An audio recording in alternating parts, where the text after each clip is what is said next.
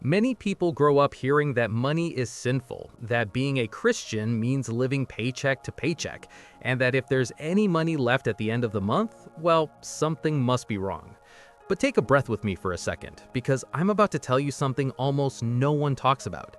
The Bible never said money is a sin. You were misled, and not just a little. Money in the Bible doesn't show up as the villain of a bad movie. It appears more like a tool. A hammer in the right hands builds a house. In the wrong hands, it destroys everything.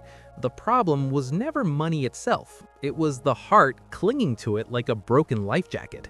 Paul makes this very clear when he writes to Timothy, "The love of money is the root of all kinds of evil."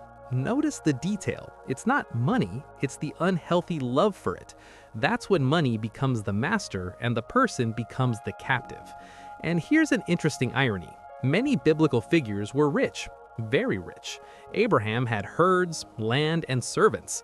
Job was so prosperous that the Bible takes time to list his assets.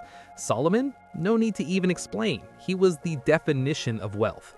If money were a sin, all of them would be in serious trouble. But that's not what the text shows.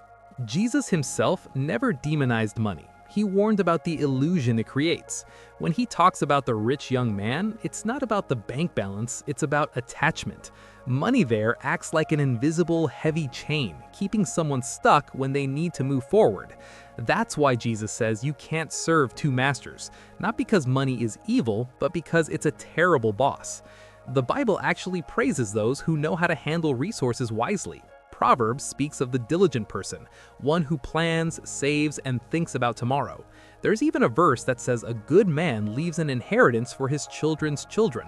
That's not forced poverty, that's responsibility, that's long-term vision. It's understanding that money, when used well, becomes protection, opportunity, and peace. And here's a point few people like to talk about. Lack of money also causes suffering. Debt squeezes, anxiety screams, sleepless nights pile up. The Bible doesn't romanticize that. It points to wisdom as the path forward. Money is like water. Stagnant, it rots. Flowing the right way, it brings life. So no, the Bible does not say money is a sin. It says not to turn it into a god, not to let the noise of coins drown out the voice of conscience. Money is an excellent servant, but a terrible master. In the end, the real question isn't how much you have, but who is in charge of whom. Because when money obeys, it blesses. When it rules, it charges a high price. And then the loss isn't just financial. And if this video made sense to you, leave a like so it can reach more people who also heard this wrong their whole lives. Subscribe to the channel so you don't miss the next content about money, faith, and real life. And comment below, did you ever believe that money was a sin? Let's talk.